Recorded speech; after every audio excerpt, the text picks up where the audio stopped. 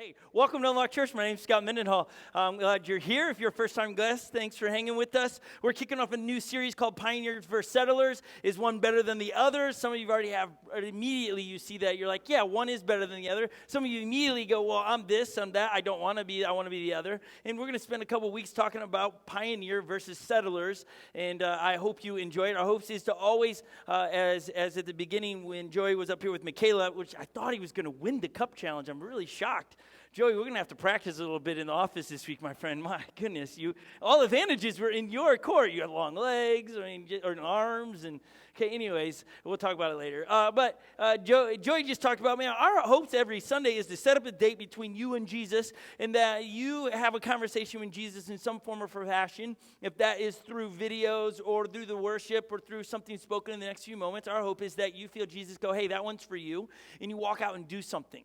You came here today thinking that, oh yeah, I'm just going because that's what I need to do. But Jesus is like, no, I need you there today because I want to talk to you. I want you to hear something. I want to encourage you. That's the beauty about Jesus is that he meets you right where you are, and we're all at different spots. We're all different spots. We just saw that video, and some of us are, I'm old. Some of us in the front row, the student section is going, I don't understand what he's talking about.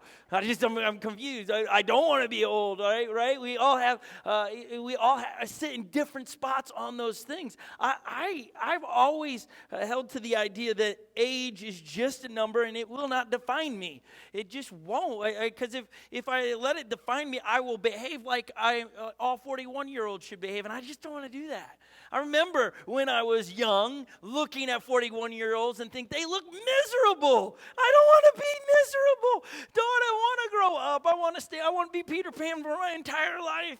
I try to teach my kids, don't grow up. Stay young. Mature, though. Get mature. But don't grow up, okay? That's what it is. Get mature, but don't grow up. I mean, wherever you come in here today, I want to encourage you to don't grow up.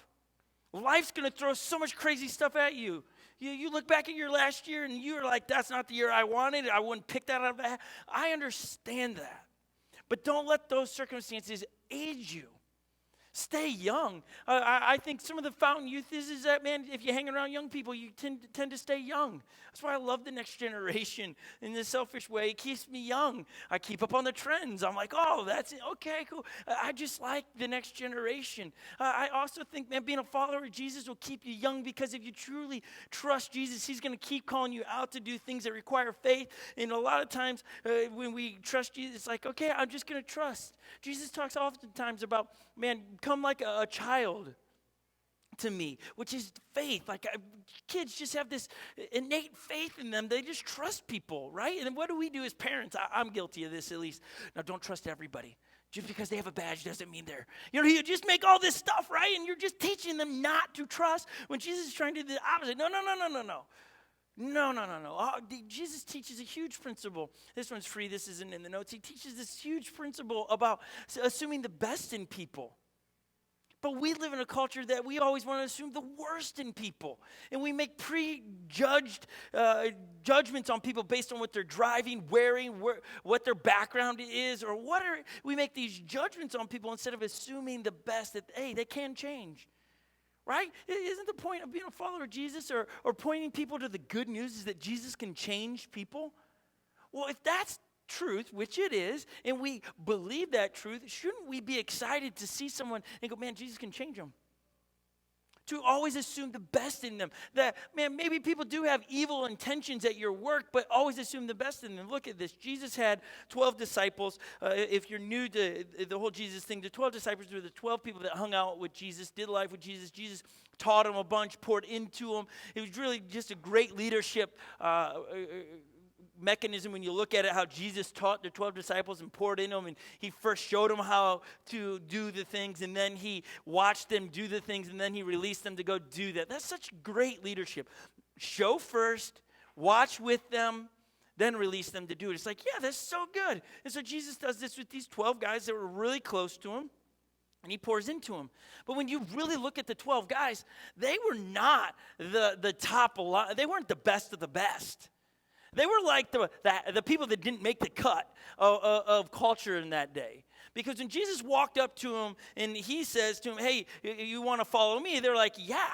And most of them were tax collectors, which was a pretty rough deal. So they were fishermen. They were doing their father's trade. See, in culture, in Jewish cultures in those days, it was the thing to do if you're Jewish is to send your children to learn all of the Old Testament, the Jewish scriptures, okay? If you got an old school Bible and you've got the Old Testament, New Testament, and the Old Testament it's just big and it's got a lot of words in there. Could you imagine having to memorize that word for word? That was what a young Jewish child had to do. And when they were around 12 years old, they would stand in front of a rabbi, and a rabbi would say, read this part to me from memorization, like Isaiah chapter 5, verse 4. It wouldn't say it like that because we put the verses there, but just modernizing the story for you. But they'd have to go, okay, this is what it says there. And if they did a great job, they would say, well, come follow me.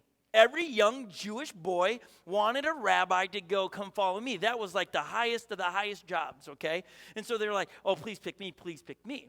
So when you read through the owner's manual of the Bible where Jesus comes up to these, what seems like this is their first encounter with his disciples, he rolls up to them and they're fishing and Jesus says, follow me. They were told at one point, you're not good enough to follow me as a rabbi by some other guy. Go do your father's job.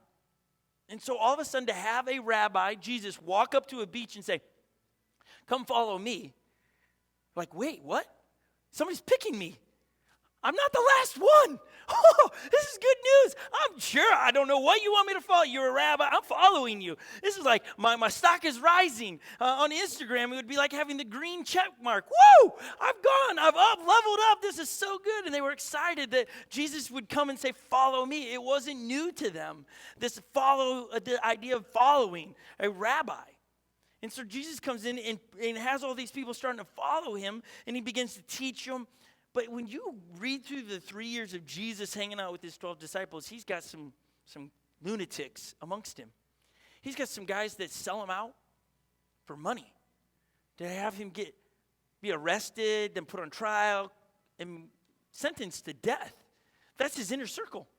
Those are the guys he did life with. He had criminals in his mix. He had Matthew, who was a tax collector, who's a criminal because they stole money. He assumed the best in him. He brought him into the inner circle. Why would we not listen and see that Jesus assumes the best in every one of us? He doesn't judge us. He sees us for who we can be, not for who we are or what we did. I wish we could separate our past from ourselves. I wish we could see ourselves the way Jesus sees us. I wish you could see yourself the way I see you. As a youth pastor for 17 years, it broke my heart to talk to a 15-year-old student, and they just had no self-worth. They couldn't see it. I could see them go, man, you're so smart, or you're an athlete, or you're doing things I could never imagine. And you could tell them those things, they just could not see it. And it's like, oh my goodness, you've already lost. Because you're going to hold yourself back. And we get older, and what we've become is so good at just hiding all those insecurities. We don't talk about them, but we certainly feel it. We look at other people doing things and go, I wish I could do that. Here's the deal. You can do anything you put your mind to it. You're capable of doing amazing things. What is it that keeps you from going after your big dreams or those big goals in life? What is holding you back to change? What's keeping you from becoming the person that Jesus has asked you to be? What is it? I mean, I wish I could follow you around and help you to see you the way I see you. And the way I see that Jesus sees people. That's what excites me is yeah, I know there's a lot of bad stuff that happens in the world. I understand that we all have those moments that we wish we could erase. But when I read through what Jesus has to say on all that stuff, he comes and says, I got that. I'll take care of your past. You asked forgiveness. And even Rachel was alluding to it in Psalms 51, I think is what she was talking about. Was that right? Was it Psalms 51, right? David's big repentance. Oh, man, I really messed up. And he just comes and says, all right, hey, I think one of the coolest things in Psalms 51 for me is where David says, and restore the joy of my salvation. Because what happened was he was carrying all the past with him, and it was a burden. It was heavy. He was dragging it. It was too much for him to bear, and he started losing the joy of life. Because he had to hide his past from everybody. I can't let people know I did that because that's embarrassing. But all of a sudden, he's having a conversation with God saying, okay, God, forgive me of my past, the stupid things I did. I can't believe I got myself in this spot. Forgive me. And then he just writes in his journal, Psalms 51, and restore the joy of my salvation. That being a follower of Jesus, if you're not one, man, maybe this might be the tipping point for you, that there should be joy in being a follower of Jesus. That doesn't mean we throw a party when bad things happen, like, whoa, I'm just joyful. It's the worst thing ever that my car just blew up, but whoa, let's get friends over and let's just have a party about that. No. Joy of salvation is that the joy sustains me in those moments. That Jesus has not forgotten about you, and he isn't forgetting about you. That he still has those things for you and the dreams for you, and they go forward, not stagnant. Maybe today some of you need to hear that it's time to restore the joy of your salvation. If it feels like work being a follower of Jesus, you're doing it wrong. There's so many benefits of being a follower of Jesus. And it's not just as a young boy. I remember a lot of people talking about, it's like, it's good fire insurance. It'll keep you from going to hell being a follower of Jesus. It's like they scared you into a relationship with Jesus. Like, woo, I don't want to go to hell. That just sounds miserable. Ooh, gnashing of teeth. I don't know what that is, but that sounds awful. They just paint this picture, and I know it's bad. But Jesus came to engage in a relationship with us. Man, when I look at relationships in my life, there are relationships in my life that bring me joy. That I love being around those people because they bring joy. Even though I might be going through something, they can make me laugh or smile. That's Jesus. Is you can walk through stuff and still have a smile. And you know, okay, he's got this. That's who Jesus is. And if you've heard a different version of that, may that replace that and bring you back to, okay, maybe I do want to trust Jesus with my life.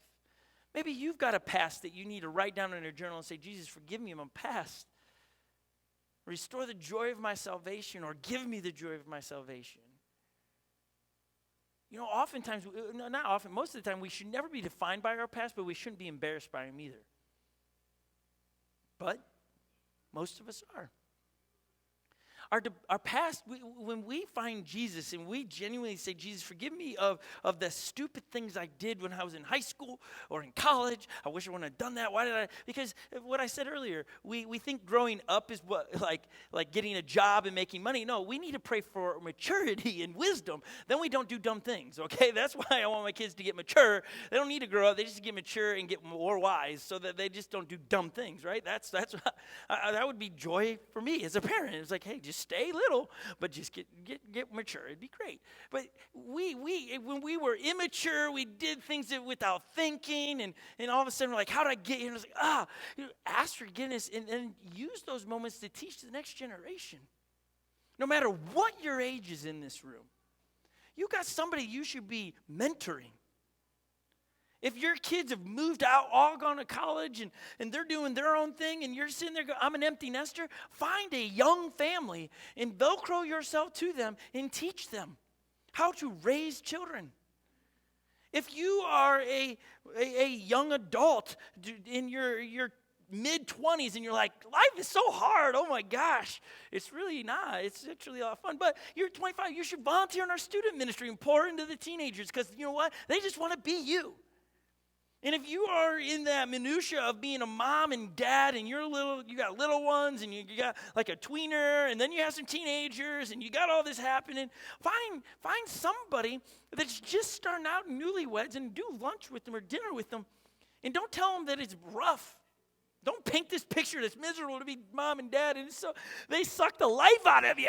No, come on, that's not real. I have 8 of them, so I got a lot of things to say. I have 8 kids.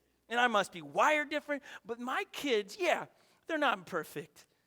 They get into trouble. I got to discipline them. I've got to send them to bed early or take things. But you know what? That's such a small piece of the pie. My kids bring life to me. I love my children. I don't need to say that. I got one in here. I don't know what the reporter will go back and say. But, I love my kids. Like 8 of them. They don't overwhelm me because I see them as just this great ball of potential.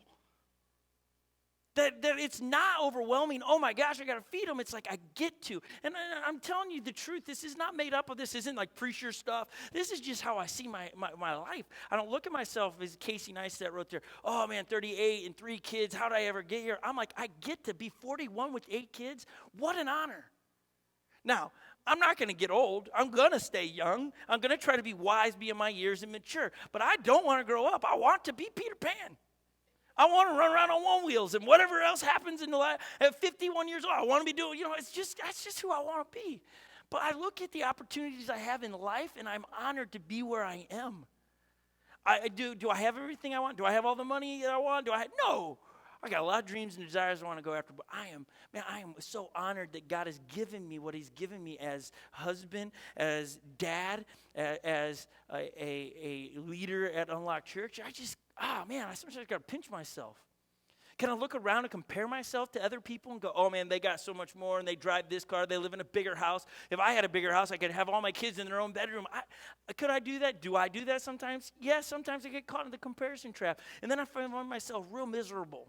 And I don't see myself going, what an honor. I see myself, I want that. Why don't I have that?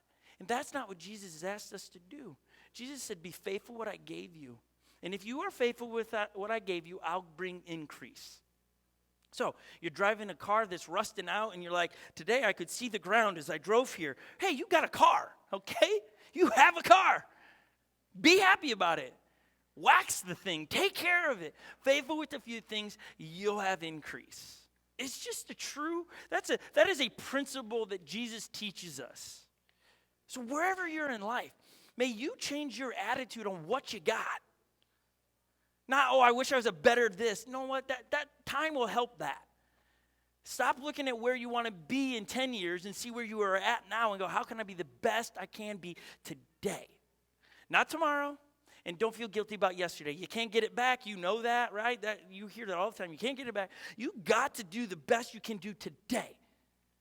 And then tomorrow, when you wake up, you do the best you can do tomorrow. That's it. Now, I've got way ahead of myself. Let's get into pioneers versus settlers. You got me started. Stop it right now. Pioneers versus settlers. I love the topic, okay? If somebody asks me, Scott, which one do I think I am? A pioneer. I think I'm a pioneer. I like the idea of going into the unknown. I like the risk factor. I like when somebody tells me it can't be done. I'm like, but I know a God that can get it done. And so my confidence is not in me or what I can do or what I know. My confidence is when God calls you to do something, you better pony up and get after it, right? So I love that idea. I'm definitely a pioneer, starting new things, going into the unknown. I like it. It energizes me. Now, some of you that terrifies me. But you know what I do know? At some point as a pioneer, this is not me being, but at some point, my body and thing, I'm going to get old, right? I can't slow down my body. I'm trying my best. I try to take care of it, all of that. But I'm going to, at some point, not be able to go chop down a tree. Now, I hope that's the day I die is the day I can't do that. It's like, okay, it's over. It's over. I'm 107 years old. It's over. It's right. We're calling it right now. But at some point, I'm going to have to settle. But I don't want to be a settle where I build my own kingdom. Because most of the time what happens is we all start out as a pioneer at some point, and then we turn into a settler. But the settler version that we've become is that it's building my comfort, not funding other pioneers in life. Settlers, when you go way back in the day, how many ever played Oregon Trail? Right? It's so old school. Monitors, it was the coolest game ever. It was like a genuine floppy car. It was just, anyways, it was so amazing. And teachers let you play it in class. I loved it. But Oregon Trail, you're just this pioneer, right? Answer these questions. But a pioneer went out, found suitable places that a city could be built, and then they would send back word, hey, I found a place I think it's going to work. And then the settlers came. And then the settlers came, and they built up a city, and they built all the things that you needed, and then the pioneers would take off and go build somewhere else, right? That's the version of the pioneers we all kind of know. But that's not what I want to talk about, is the that kind of pioneer. What I want to talk about is personally in your own life, being a pioneer versus a settler. And the settler I want to just define for us today is the settler that, hey, I'm building my kingdom. It's all about what I want and my comfortability. I don't think that's the kind of settlers God wants to call us to be as people. Not unlike, I think this is an all thing. Everybody plays this part. God's like, hey, what are you going to do now that you're retired? What are you going to do now that you have all these resources? You have 3 cars, but only 2 people can drive in here. What are you doing with it? What are you doing with the house that you have, the apartment you are renting? What are you doing with the toys you got at Christmas or the video? What are you doing with those things? Are you building your kingdom or using it to help other people or get into other people's lives? If you settle and you circle the wagons just for yourself, that means you now all of a sudden turn your back to a bunch of people. That's dangerous. It is so easy to do. So easy to do. Because, man, right, we think as little people, man, we grow up thinking, man, I want the comfortability I saw the adults have. Boy, I remember when Holly and I first got married, it was like, we got married and we had nothing. It was like, wait, we don't even have a TV. It was like, what is going, like, what do we do? And it's like, just like, we didn't have silverware. We didn't have plates. We had like an apartment. We got a bed. Holly's parents bought us a bed, but with no frame, so it just went on the floor. We didn't have a couch, so we bought a blow-up couch, it inflated to be big. But that was it. It was like, I remember the first time my mom and dad visited us at one of our homes, there was no furniture in there. We all just sat around the floor. It was the thing we did. At one point, we asked for a deep fryer for some holiday or something. We got one. And it was like, yeah, we got home. It was like, yeah, let's fry something. And so we put all this oil in. And this is just a free story, okay? This has nothing to do with what I'm talking about. We got all this oil in there. And we're like, man, when's this going to boil? It's not boiling. And we're like, man, I was like, I'm just going to put my finger in and see how hot it is. And so I go to put my finger in it. And Holly goes, wait, let's just put a fry in there for a second. Okay, sure, whatever. And we dropped the fry in there, and it turned black like that. Woo! Could you imagine? Could you imagine? I'd be like this today. Hi, guys, what happened to your finger? I tested how hot the oil was. I'm just like, seriously, like that was, Holly and I, we've got some really funny stories. But we had no furniture, but we had a deep fryer. We felt large that day. We're like, woo! We have a deep fryer. About took my finger off, but we got one. We got one. It's funny as you get married and you try to have your own life, you want what your parents had, and it took them a decade to get. Like, we're in that culture, right, where I got to have it. And then I just saw the other day that the new stat on millennials in debt is that the average millennial that has, so your 25-year-old, let's say, the average amount of debt they carry, they will die with. That's how much debt that generation is going to carry. Think about that. Why is it? Because I got to have everything. I got to have the comfortability that my parents have had. And we forget that it takes time for those things. That it's not instantaneous. And so Holly and I, we've always got to remind ourselves of that, because if we don't, we find ourselves just going, oh, let's get it. Let's just get it. And so I want to use a story today out of Nehemiah, which is in the Old Testament, the Jewish scriptures. Nehemiah is such a great read. You need to read the whole book, okay? Nehemiah, he writes his own book. He's the author of Nehemiah. It's so profound the way he writes, and he's telling his story. It's great leadership. So if you work in a company and you want to help your leadership skills, read Nehemiah. I'm going to point some of his leadership skills out to you. If you're just like, wow, that's some good stuff. It's a lot of the way I tend to lead is the things I've learned from Nehemiah years ago and have applied. Holly and I, at the beginning of our marriage, we read Nehemiah and we adopted a principle out of that we're going to share today. And then when we become parents, same principle that we're going to share today. We are constantly asking ourselves this question that Nehemiah, we turned it into a question. He made it a statement. We're like, that is the statement we're going to filter every decision we make in our life through. And so Nehemiah, he's a great author, and what he does is phenomenal. And he was, at one point, a settler that decided, I'm going to become a pioneer. And he wasn't equipped to be a pioneer. And what he went to do is pretty profound. And so if you can just remember Nehemiah, don't forget the name Nehemiah. You'll be able to find the book in the Bible. Just read the entire book of Nehemiah. It's pretty fun. Okay, so I want to give you some of the background of Nehemiah so you understand. Okay, Nehemiah, one, he is a Jewish exile. He is not living in Israel. That's where most of the Jewish people in his day lived. He was in exile because at this point, at about 444 BC is when this takes place. At this point, Israel had been ran over by several different armies at this point, okay? You first had let me make sure I get you right. First, the Babylonians came, and they attack, and they wipe them out. If you're familiar with, there's these Fab Four guys that came out of this attack from the Babylonians. You have Shadrach, Meshach, and Abednego, right? These guys were the guys that were thrown in a fire, and they didn't burn up. It's like, what just happened? And it was because they stood up for their God. They're like, no, I'm not going to bow to a fake God. I'm not doing that. And they're like, oh, your consequence is you're going here. And then Daniel came out of this attack where Babylonians came in and grabbed the Jewish young men that were fit and stuff and said, hey, we're going to make you be Babylonian, because they figured this is the only way to get rid of the Jewish people is to turn them into being Babylonians. Such a great read through the Old Testament where you Shadrach, Meshach, and Abednego and Daniel. So good. You should really read your Bible. I say that all the time, and I try to make it compelling so you'll pick it up. It's so good. Just read the thing, okay? I promise you'll get something out of it. But so the Fab Four come out of this attack, and Babylonians, and then you have Persia who comes in, and they attack, and now they've taken over Israel. And so at this point, with Nehemiah, Persia is running Israel at the point. It's like Israel, like Jerusalem's nothing really. It's just like a wasteland. It looks like if you go see any World War I or II movie and you go through a city that's just been ransacked from an army, this is what Jerusalem looks like at this point. Buildings and rocks all over the place. No one wants to live there. There's no wall around Jerusalem. It's just a mess. The Jewish people that live there just because it's like this was the promised land. I'm not leaving the promised land. Persia doesn't really care that they're living there. Persia's like, at this point, the Jewish people, they don't even have an army, they don't have a wall, they got nothing. They're really not bothered.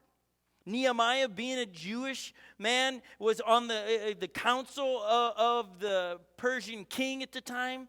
And his job was really, Nehemiah would come in and he would get to hang out with the king face to face. So Nehemiah was pretty high up in the ranks. And so there's a little bit of context of where Jerusalem sits in its just rebel state, and Nehemiah, who's got a pretty pristine job. Like if you're picking a job in that day and age, you want that job. You want to be in with the king, because that means you eat the good food, you get to sleep in the palace. Life is pretty good. That's where you want to be. And so Nehemiah, he's sitting here living the high life. Nehemiah's older brother comes to hang with Nehemiah, and this story picks up in Nehemiah chapter 1. So Nehemiah's brother visits, and we pick up, one of my brothers came from Judea with some other men, and I questioned them about the Jewish remnant that had survived the exile, and also about Jerusalem. So he's inquiring, how's the homeland going? I'm the cupbearer to the king here in Persia. I like it. I just want to know how things are going over there. The few that live out there still in the outer ranks, what's going on? Well, the report comes back, bro, it's awful. There's no wall around Jerusalem. And you need to read it for yourself. I'm just a quick version here. They talk about how armies just pass by and they just steal from everybody. They take the women and kids as they please. It's just a mess. He goes, no one's safe there. People are just holding on to the past. It's just embarrassing. I don't know. God promised a lot of things through the Jewish people. I don't see how God's going to turn this one around. It's really a mess. Well, Nehemiah hears this, and it saddens him. Because he's going, that's my people. Like, that's my people. They have no wall. And in this day and age, in 444 BC, you were known by the strength of your wall. If you didn't have a wall, no one cared. There's no protection. That was your greatest defense, was a big wall. And so here's Nehemiah getting this report, and he just talks about how sad. He just was like, I can't, what? Nehemiah writes, he says, and they said to me, those who survived the exile are back in the province, are in great trouble and in disgrace. The wall of Jerusalem is broke down, and the gates have been burned with fire. It's like this. In our context, wherever you live, if you live in a home, you rent an apartment, or you're a teenager and you have a bedroom, it would be equivalent of you not having a bedroom door a door on your apartment or no front door on your house. This is what, could you imagine that? Like, it's great. You can kind of stay warm, but anybody can come in and out as they please. You wouldn't feel very safe. You would feel very uneasy about your situation. It's kind of like when Joey, Lily, and I went to LA a month ago. We booked the trip, and I was leveraging this trip to a lot of different reasons. Shoot a video and teach Lily and Joey how to run a mission trip, because we want to take a mission trip and I want them to lead it and Michaela to lead it. And so I wanted to take them somewhere that was relatively safe and that I could say, hey, this is how we book things and this is how we do this. So it was a multifaceted trip. And we go there and they go, oh, we're going to stay at an Airbnb. I was like, okay, great. Handle it. They handled it in the office. We got it. It's relatively cheap. In my mind, cheap doesn't always mean good. And then they're like, we got it. And so we get to LA. We ride around on our one wheels the first day. We meet at the place that we were going to go stay at the Airbnb. The lady is a half hour late. In my mind, I'm like, this is kind of going to the way I thought it would go. I'm not saying anything because I want to see what Joey and Lily will do. We're just sitting outside the building on our one wheels waiting for the lady to show up. She shows up in like a franticness. She's like a hot mess kind of deal. Like a little bit, I was a little uneasy with the situation. You're just like, okay, a little alarming, but okay. She takes us into the place. We get in the elevator. We go up. We go into the front door. And she's like, hey, I don't have a key to this door. You just have to leave it unlocked. You're like, what? Just say that again, okay? Just run that by us again. And so she says, oh, the front door doesn't lock. Somebody took the key, the last person to stay. We don't have a way to lock, so you got to leave this open. So we go in, and there's this like common area where there's this little small kitchen, and then there's this like couple couches, and then there's 2 bedrooms. And she's like, okay, your room is over here. And I'm like, again, come again? Our room? Like, didn't we just book this whole thing? They're like, no, you get this bedroom. And in my mind, I'm like, hold on, wait, what? Like, there's 3 of us. We get a room. What is happening here? Like, I wasn't feeling comfortable with the situation at hand, but I still was not saying anything because I want to see where Lily and Joey would go with it. We go into the room, and she's like, yeah, somebody else booked out that room, and somebody's sleeping in the common area. I'm like, what is going on here? Like, oh, so I was like, so we don't know any of these people? No, they're coming. Don't lock that door, though. She said, don't lock that door. And I was like, we get into our door. I noticed that the handle, that with the latch, they had installed it backwards so someone could just slip a credit card the other way just to get into our room. And I'm just going, if you were watching a movie of all of this, you would be sitting in the theater going, don't stay there. You're an idiot if you stay there. Bad things are going to happen to you. This is dumb. Just go, leave, right? And I'm just sitting there in my mind going, if we stay here, bad things are going to happen to us. This is just ridiculous. What is happening? And so we get in the room, we close the door because she was still hanging around. She didn't leave. And we're just sitting there, and there's a bed. I think Joey's sitting on that. I'm on the floor. Lily's over by, and they're like, so what should we do, Scott? I was like, I don't know. What would you like to do, guys? Well, we could stay here. And they're trying to finagle a way to stay here. Like, we could sleep there, and I'll sleep over here. And I'm like, did anyone notice that this door doesn't actually lock? What? I'm like, and then I start standing up a little bit. I go, okay, hold on. Let's play this out tonight. They can just walk in the door out there, this door in here, and we're trying to sleep in here. If 3 people came in here, can we overpower? I go, I think they got the advantage. I don't think this is a wise place to stay. I go, we don't know who else is going to be here. We can't cook food here. It's just like, I go, this is a hot mess. They're like, yeah, so what should we do? I'm like, I'm just kidding. Eventually they got to, like, let's rent a hotel. I was like, that's a spectacular idea. And then they're like, well, what do we do with the money here? I go, what do you think? And eventually, a couple hours go by. They're like, I think we should write an email to Airbnb and get our money back. I was like, that's probably a good idea. I like that idea. And then we did, as a teaching moment, they got it. I was like, hey, it just didn't feel safe. And if my job is to make sure that you and Lily or you and Joey are safe, we can't stay here because I cannot say that you're going to be safe here. I go, just like if we lead mission trips, you can't take a group of people here. You got to always fend for those people. And the deal that made us feel so uneasy is that we didn't have like a really doorway to lock the door. That's what it was. So big story to teach you what was happening behind the scenes on the video, but also to say that's what it's like for the Jewish people. They didn't have a front door, and anybody could just walk in. It felt uneasy, and so that is what breaks his heart. And so you fast forward the story. Brother shows up. Nehemiah gets real sad, breaks his heart. He's crying in front of the king. He goes in front of the king. You should never show up into the king's palace with a frown. You are paid to be happy. Even if the worst day ever, you just, great day. But he didn't. He walked in, sad day. Bummer. What happened, Nehemiah? Why are you so sad? You've never done this before, Nehemiah. And he was like, I just learned about my people. There's no front door over there. Their gates and the walls are all down. And the king, he goes, man, breaks your heart, man. Go. I give you the green light.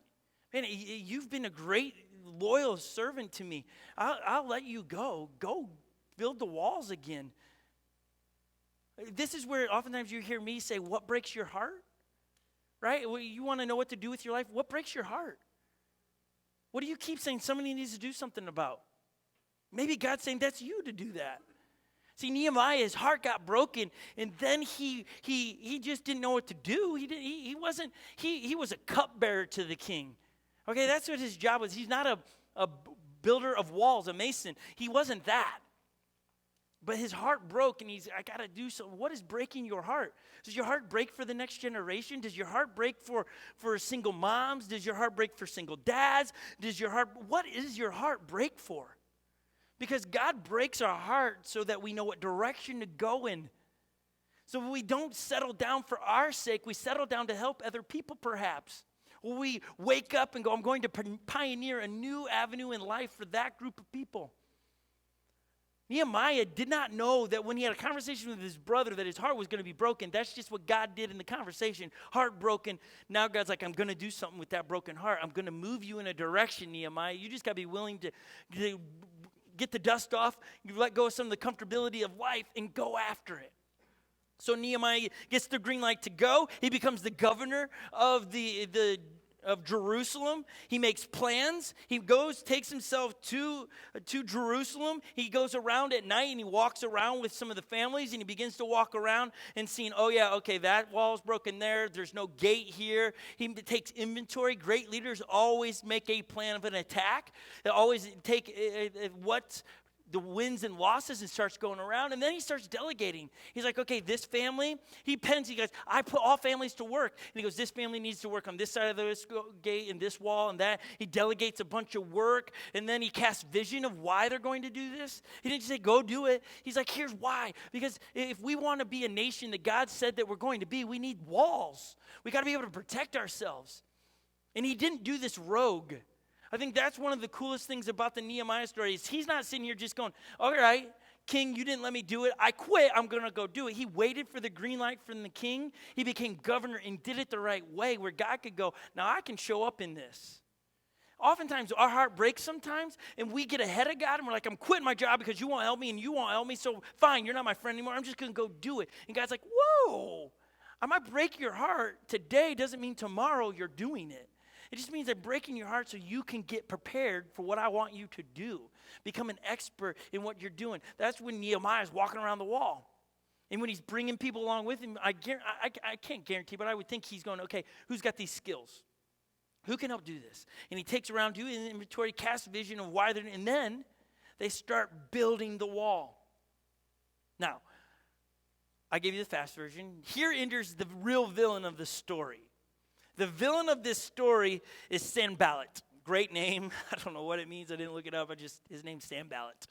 He's the villain of the story. He gets word that Nehemiah is building a wall, and he's irritated by it because Sanballat is about to lose out on a lot of money because he ran groups of people in there to steal things and all this stuff, and he's like, if walls go up, I can't just take what I want. There's a bunch of people that I do business with about to lose a lot of money. I need to end this. And so we jump into Nehemiah chapter 6, verse 1. When word came to Sanballat and the rest of the enemies that I had rebuilt the wall and not a gap was left in it, though up to that point I had not set the doors in the gates, Sanballat sent me this message. Come, let us meet together in one of the villages on the plain of Ono. But they were scheming to harm me. So I sent a messenger with this reply. And this reply, don't show it yet, is what Holly and I use to make decisions. We're about to, the principle that we filter everything through is right here, because here is Nehemiah building the wall. It's not done yet. People are getting nervous because they know what happens when the gates are set, and they notice that it's almost done. And so a group of people scheme, and you need to read this whole story because there's a whole bunch of stuff that they're scheming. We got to end this. We can't let Nehemiah finish this, because if he does, we are going to lose out on a lot of money. See, Holly and I use this statement when we want to replace ultimate with immediate. When we're tempted that we know what the great plan we're running after as a family, but boy, we could go do this right now. The principle we're about to share allows us to make the decision. Do we want to do this and sabotage the future? Or I want it now over save for it? Oh boy, you've ever visited my house at any point, still to this day, we don't have, all of our furniture has been given to us. We've never purchased any sofas or anything. God has always showed up with it. There's been seasons where we've not had it, and it's just a way. And typically what happens when we do get it, we end up giving it away. It's just the truth. It comes in, we use it for a while, and then somebody says, hey, I don't have a couch, I'm moving it. Well, we got one, here you go. And then we sort it out. We make our living room into a basketball court for a season. We just think change is good. And so that's the true fact. But we always in those seasons, when we don't have those things that we've given away, we are always tempted to go put it on a credit card. And, oh, yeah, but you could get zero. And somebody will give us wisdom. Hey, there's 0% financing for like a year. Just go get it, and then it's paid off by next year. And it's like, oh, yeah, that's so good. Yeah, all right. And then all of a sudden we come back to the principle and go, wait, I want it now versus save for it. I want it now versus save for it. We gave one of these TVs to the church. We, for like 8 months, had no TV, and the kids had to figure out how to do life without a TV in the house. And sometimes it was like, oh, man, I wish we had a TV, and I would be tempted to go get one. And it was just like, no, we'll just keep saving for it. And then we'll just save for one, and when we get enough money, we'll go get the right TV. And it's just that we're always the temptation. I'm not here today to say I get this right all the time. There's been plenty of times where we haven't gotten it right. Or that we're exempt from this temptation of like, I want it now over save it. Or this statement we're about to share that Nehemiah writes back over when we're tempted to settle for what we value. We settle. We just say, I'm just okay with this. I value this number one, but I'll take second. We opt for optional over essentials. Meaning, you can interpret that. I'll take this versus the essentials. Holly, when we make decisions personally about our marriage, our individualness, or our family, we learned this from Nehemiah. This is not original. This is why I tell you to read the Bible. We just were reading the Bible one day, and it was like, wow, this is good. So back to Nehemiah. So I sent a messenger to them and replied this: I am carrying on a great project and cannot come down or go down. I am carrying on a great project and I cannot go down. That's it. That's the aha moment. That's what we use. We say no to trips. Why? Because right now we have 8 children and we are trying to parent our kids the best we can. Yeah, could we travel a bunch and leave the kids home a bunch? But the way we want to choose to parent, we're saying, no, it's not no forever. It's just no for a season. It's no for right now. We've turned down so many times to speak different places. Hey, can we bring our family? No. Okay, then I'm sorry, we can't come. There's been very few opportunities where I've said yes to and it just happened to work. It made sense for us to do where the family didn't go. Typically, it's like, hey, can I bring 3 of my kids? Can I bring 2 of them? If they say no, it's like, then no, it's not an option. And that's not bad on them. They don't need to have to pay for all 3 of them. They don't need to do any of that. It's not bad. It's just where we're holding our ground. God's called us to be the parents we're called to be. This is not where you have to parent like this. I'm not telling you that you can't take trips and leave your kids at home. Don't do that. Don't interpret what I'm speaking for a way. Holly and I are choosing to raise our family. God is calling you to raise your family the way he's calling you to raise your family. That's why they're your family. Okay? Please do not interpret anything I'm saying today. In parent, you got to parent like me. No. I learn a lot the way other people parent, and I apply it, what works in my life. If things work that you see us doing that you can apply, great, apply it. But this is a biblical principle that you can apply in your life, is that you are doing a great work. You can't come down. So what's the great work that you are doing in your life that you can't come down? Maybe I'll ask you, what is the most important things to you? Projects that you're doing that you're like, that is a big project. Does your husband know or your wife know that's a big project to you? That's a real goal for you? That you want to see all your kids paid colleges? Is that a team thing or is it an individual thing? What is the most important things for you? Because you got to know. This is a lot of homework today for a lot of us. What's most important to you? I didn't ask permission from Rachel. I'm just going to say it, Rachel. So I ask forgiveness if you don't want me to say it, okay? But Rachel, she loves to run, and I love to run. And Rachel's always sharing. She's asking, okay, so like, can I do all these things? And how about this big race and this little race? I want to go do all of these things. And I just always ask her this question: what's most important to you, Rachel? What's it? What do you want to do? I want to do it. Then, okay, as long as Jesus is saying green light, go, then, yeah, okay, that's got to be the priority. Then things have to be filtered through that you can't come down from that. So what is most important to you? In light of that, I am doing a great work. I can't go down. In light of but then what is your biggest distraction against those things? I'm doing a great work, I can't come down, is also used in that.